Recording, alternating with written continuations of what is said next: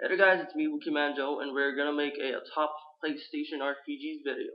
These gonna be in random order. They are not gonna be better than the other. It's gonna be in random order. First PlayStation 1 or PlayStation RPG you should get is Tales of Eternia. Gameplay wise, graphics wise, and just the amount of art you're gonna be playing, putting into that game is gonna be great. It's gonna be a top value game. Well, in my opinion, Tales of Eternia is better than Final Fantasy 13, and it's as a PlayStation 1 game, and maybe it's not a fair comparison because Tales of Eternia was a labor of love. It is, in my opinion, just was perfect. Graphics is just great. It really ages well. It still looks good in my opinion. Gameplay is still pretty fun. Still really holds up. And if a PlayStation 1 game can hold up against a PlayStation 3 game, you should really check it out.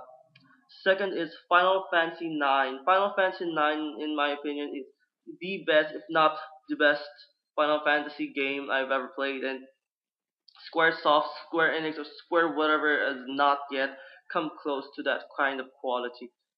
The graphics in that game, excuse me, kind of broke there. The graphics in that game is, in my opinion, it holds up still pretty good.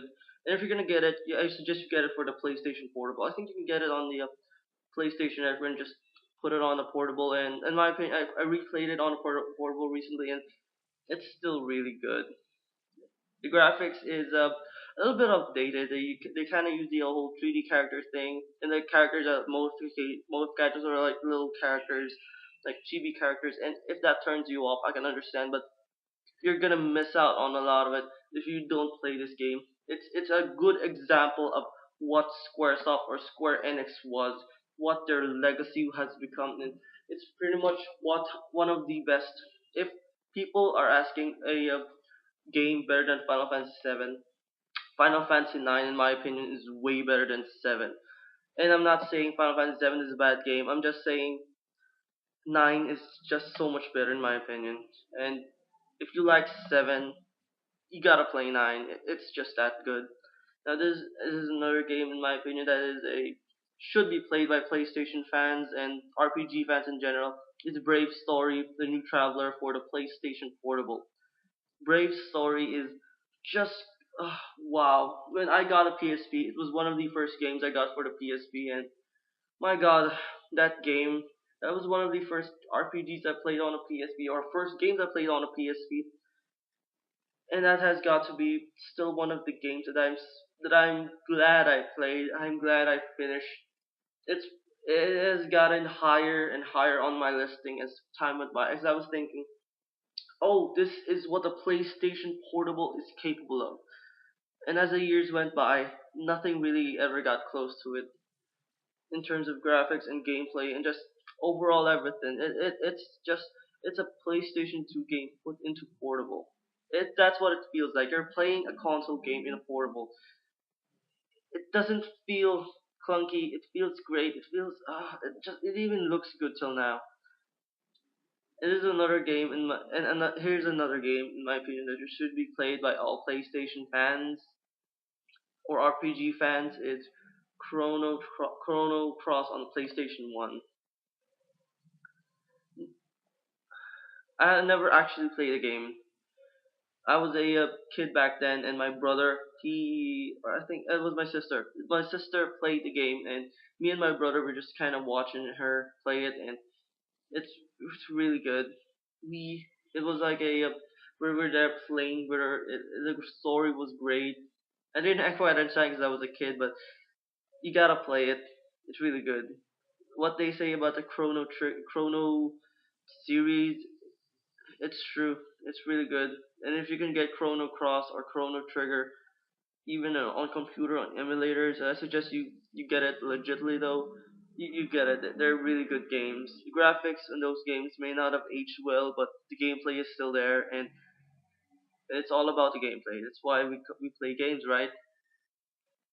And here's a actually another game that I loved on the PlayStation 1. I didn't finish it, but me and my brother actually finished it. 'Cause me and my brother were kind of going back and forth on RPGs. He would be playing it, and then I would be playing it. We were on one save.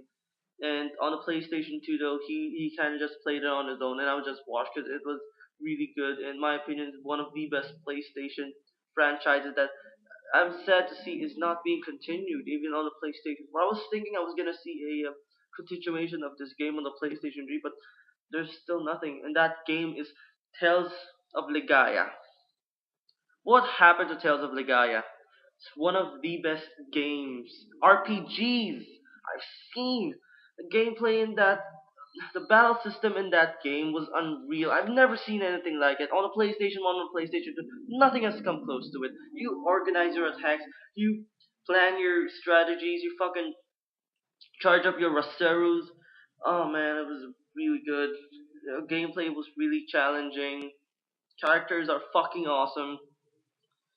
Uh, it's kind of sad to see that a lot of PlayStation games RPGs are really successful. Really did kind of make it out on the HD consoles because games like PlayStation 3 would really benefit from games like Tales of Legaia, uh, Dot Hack series, and another that Hack series on the PlayStation 2 are really good games.